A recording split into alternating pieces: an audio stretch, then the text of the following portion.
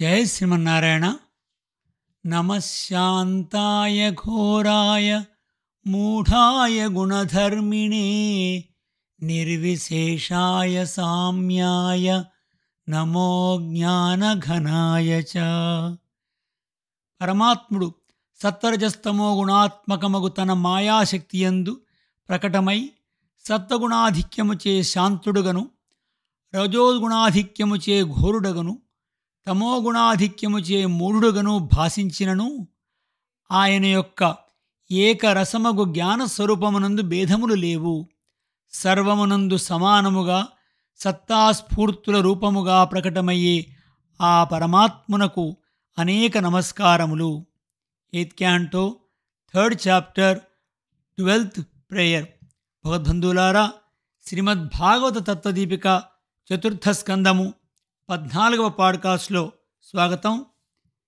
ఇంతవరకు విదుర మైత్రేయ సంవాదంలో భాగంగా ధ్రువుడి యొక్క వృత్తాంతాన్ని మనం కొంత భాగం వరకు తెలుసుకున్నాం. ధ్రువుడు తన తమ్ముడైనటువంటి ఉత్తముడి యొక్క వధ యక్షుడు చేశారనేటువంటి కోపముతో యక్షులందరినీ కూడా వధించడం జరుగుతుంది. దాన్ని చూసి తన యొక్క తాతగారైనటువంటి స్వయంభువ మనువు తనకు ఉపదేశం చేయడానికి కోసం వచ్చాడు. ఆ ఉపదేశాన్ని మనం ఇప్పుడు అనుభవిద్దాం. నాయన, ఎక్కువ రోషము నరకమునకు ద్వారము, అది పాపము. ఈ యక్షులు ఏ విధమైన పాపము ఎరుగరు. వారిని నీవు చంపరాదు. ఇది మన వంశమునకు తగిన పని కాదు. సత్పురుషులు దీనిని నిందింతురు. తప్పు లేని యక్షులను వధించుట అయుక్తము. ఎవడో ఒక యక్షుడు నీ సోదరుడు ఉత్తముని చంపినాడు. సోదరుని యందు ఉండు వాత్సల్యముచే నీవు బాధపడి చాలామందిని చంపినావు. హృషీకేశుడగు భగవంతుని అనువర్తించు సాధువులకు ఇది యుక్తమగు మార్గము కాదు. దేహమే ఆత్మ అని భావించడి పశువులు ప్రవర్తించవలసిన విధానమిది. భూతహింస భగవద్భక్తులు చేయరాదు. సర్వభూతములకు ఆత్మగా ఉండేడివాడు శ్రీహరి. ఆరాధింపశక్యము కాని ఆ విష్ణువును సంతోషపరిచి సర్వోన్నతముగు పదవిని పొందినావు.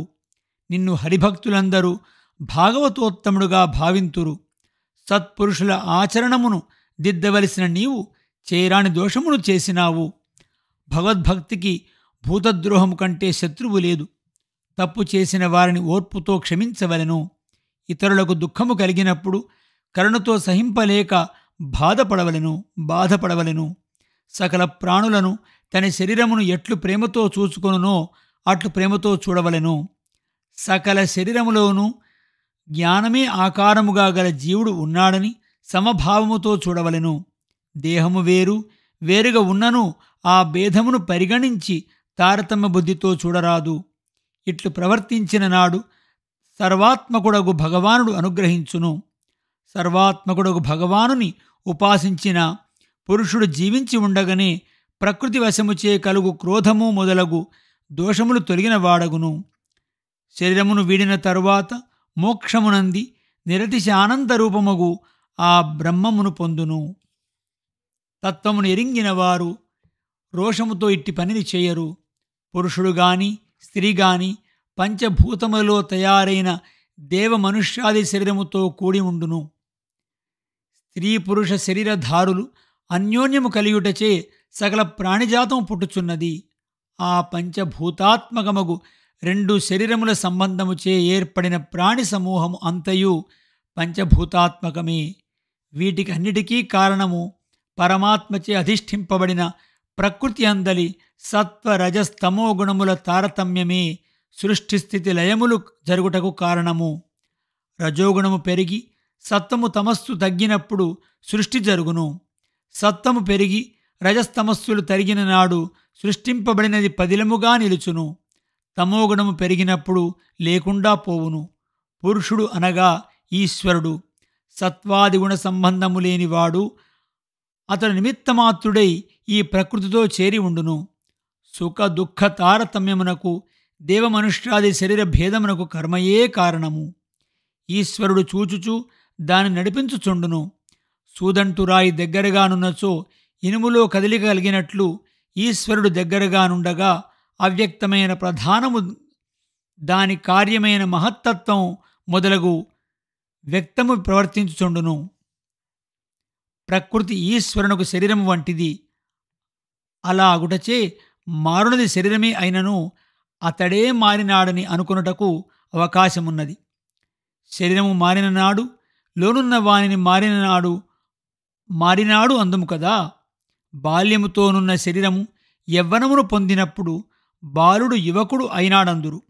అందుచే ఈ జగత్తుగా మార్చినవాడు సర్వేశ్వరుడే.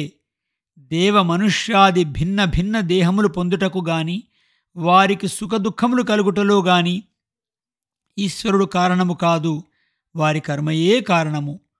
ఆయా జీవుల అదృష్టముగు కర్మను అనుసరించి తాను ఏమియూ చేయువాడు కాకుండా ఉండియూ చేయుచుండును. అతడు ఉన్నప్పుడు గాని జరగదు.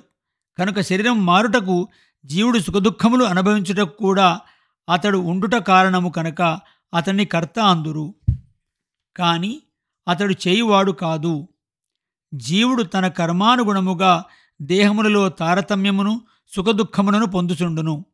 ఇట్టి విచిత్రమగు ప్రభావము కలవాడు భగవానుడు.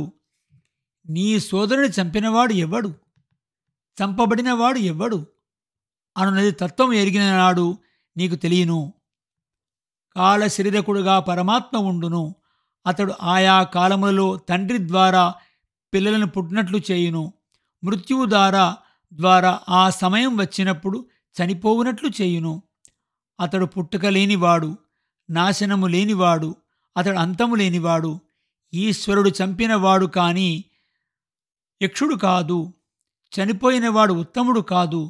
పైనున్న శరీరం ఎప్పుడునూ మారును కదా. గుణముల తారతమ్యముచే ఆయా కాలములో ఈశ్వరుడు దానిని మారునట్లు చేయుచుండును. లోనున్న జీవుడు నిత్యుడు, జ్ఞానస్వరూపుడు. అతనికి పుట్టుక లేదు, చావు లేదు. అనాదిగా వచ్చిన కర్మ సంబంధముచే అతనికి శరీరముతో కూడుట వీడుట సంభవించుచుండును. ఇందుకు కారణమివ్వడు. అందుచేత నీవు ఒకరిపై కోపము తెచ్చుకొనకుము. పరమాత్మ మృత్యువు కూడా ఆవలివాడు. మృత్యువు శరీరముగా గలవాడు. వారి వారి కర్మలను అనుసరించి ఫలమునిచ్చునట్లు చేయువాడే కాని అతనికి పక్షపాతముండదు, దయమాలిన తనముండదు. ప్రజలందరూ అతనికి సమానులే. కనుక ఒకరు శత్రువులు కారు, ఒకరు మిత్రులు కారు. కర్మానుసారముగా అతడు నడిపించుచుండును. గాలి కదలికను బట్టి ధూళి కణములు ఎట్లు పరిగెత్తుచుండునో అట్లే ఆ జీవులను ఈశ్వరుడే కదిలించుచుండును. వాని కర్మానుగుణముగా కదలినట్లు చేయుటయే అతని పని కాని మంచిని చెడును ఇచ్చుటలో అతని ప్రమేయము లేదు. సర్వాంతరాత్మగు భగవానుడు కర్మవశ్యుడైన జీవునకు ఆయుష్ను పెంచుట తగ్గించుట కర్మానుగుణముగా చేయుచుండును. అతడే కర్మచే ఎక్కువ కాలము బ్రతికి ఉండుట, కర్మ తగ్గుటచే పోవుట లేనివాడు. అందుచే మన సుఖదుఖములకు మన కర్మయే కారణము కాని సర్వేశ్వరుడు కాడు. ఈ సుఖదుఖములకు కారణము అయిన దానిని కొందరు కర్మ అందురు, మరికొందరు దైవమందురు, వేరే కొందరు ఆ భగవాను సంకల్పమందురు. అతని సంకల్పముచే అనుగ్రహము నిగ్రహము అనువానిచే సుఖము దుఃఖము కలుగును. జీవుడు చేయవలెనని శాస్త్రములో సర్వేశ్వరుడు చెప్పిన కర్మలను చేసిన నాడు భగవానుకు అనుగ్రహము కలుగును. ఆచరించని నాడు నిగ్రహము కలుగును. మనకు సుఖదుఖములను అనుభవించుటయే తెలియను గాని ఆ భగవానుకు నిగ్రహమే కలిగినదో అనుగ్రహమే కలిగినదో తెలియదు. అతడు ఇంద్రియములకు గోచరము కానివాడు. అతడు ఇట్టివాడు, ఇచట ఉండును, ఇప్పుడు ఉండును అని నిర్ణయించుటకు వీలైనవాడు కాదు. అనేక విధములకు శక్తులకు పుట్టిన చోటు అట్టివాడు ఏమి చేయదలంచెనో ఎవ్వరునూ ఎరుంగలేరు.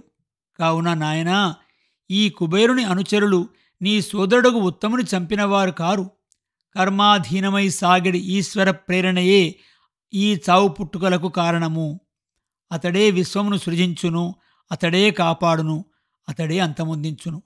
కాని అతడు నేను చేయుచున్నాను, చేసిన ఫలము నాది అను భావము లేనివాడు. ఆ భావం అహంకారముచే కలుగును. ఆ భావము లేకపోవుటచే అతనికి సత్వ రజస్తమో గుణములచే కలిగిడి సర్వ వ్యాపారములు చేయుచున్నను వాటి వలన దోషములు అంటవు. భగవానుడు దేవ మనుష్యాది సకల ప్రాణులకు ఆత్మ అయినవాడు. అన్నిటిలో నుండి కర్మానురూపముగా నియమించువాడు. అన్నిటికీ కారణమైన వాడు అచేతనము ప్రకృతిని తన శరీరముగా కలిగి ఉండి శక్తివలే తన నుండి వేరు చేయ వీలు కాని ప్రకృతిని జీవుల కర్మానుగుణముగా మార్చి సృజించును, పాలించును, సంహరించును. అతడే మృత్యువు, అతడే అమృతము. కనుక బయటివానిని చూడక అన్నిటికీ లోనుండు సర్వేశ్వరుడే నాకు ప్రాప్యము, అదే పొందించున్నది, అదే ఆధారమైనదని భావించుచుండుము. సృష్టికర్తలకు చతుర్ముఖుడు మొదలగు బ్రహ్మలందరూ అతనికే పూజగా తాము చేయు కర్మలను చేయుచుందురు. ఎద్దులను ముక్కుత్రాడు పోసి నడిపించున్నట్లు అందరూ తన వశమునందు ఉంచుకొని నడిపించువాడు అతడే. ధ్రువా, 5 ఏండ్ల వయసులో సవతి తల్లి మాటలకు బాధపడి తల్లిని వదలి అడవికి పోయి తపస్సు చేసి భగవాను దర్శించితివి, ఆరాధించితివి. 3 లోకములలో ఉత్తమమైన పదవిని పొందితివి. అట్టి నీకు ఈ రోషము తగునా? అతనిని అన్వేషించుచుండుము. అతనికి మన వంటి కర్మకృతమగు శరీరము లేదు. ఆయనలోని ఆత్మయందే అతడు చేరి ఉండును. అతడు సత్వరజస్తమో గుణములు లేనివాడు. అతనితో సమానుడు గాని అధికుడు గాని లేడు. ఎల్లప్పుడూ రూపముగా ఉండువాడు. ఎల్లప్పుడూ జ్ఞాన సంకోచమునందనివాడు. అట్టి వానిని నీవు దర్శింప ప్రయత్నింపుము. బాహ్యముగా కనిపించు భేదములన్నీయు అతనిని దర్శించినచో లేనివని తెలియను. ఇంతవరకు నీవు ఐశ్వర్యమునే కోరి భగవానుని ఆశ్రయించితివి. ఇప్పుడు నీకు ఆత్మ అయినవాడు, జ్ఞానశక్త్యాది గుణములు కలవాడు, పరిమితులు లేనివాడు, ఆనందమే తప్ప ఇతరములు లేనివాడు, జ్ఞాన బలక్రియాది శక్తులు పరిపూర్ణముగా కలవాడు. అట్టి వానిని ఏ కారణము లేక వేరొక దానిని కోరక ఎల్లకాలమునందు ప్రేమతో ఎడతెగక స్మరింపుము. అట్టి భక్తిచే నేను నాది అను భావము తొలగి విడదీటకు వీలుగాని శరీరమే నేను అనడి అహంకార గ్రంథి వదిలిపోవును. కోపమును నియమించుకొనుము. బలమైన మందుచే రోగమును తగ్గించుకున్నట్లు తత్వజ్ఞానముచే సకల శ్రేయస్సులకు ప్రతికూలమగు రోషమును తగ్గించుకొనుము. రోషము గల పురుషుని చూచి లోకము భయపడుచుండును. లోకమునకు బెంగ రోషము గల పురుషుని చూచి లోకము భయపడుచుండును. లోకమునకు బెంగ కలిగించుట కంటే పాపము లేదు. అది ధర్మము. దానిచే పురుషార్థము నశించును. రుద్రుని సోదరుడు కుబేరుడు. కోపముచే నీవు వాణ్ణి అవమానపరిచితివి.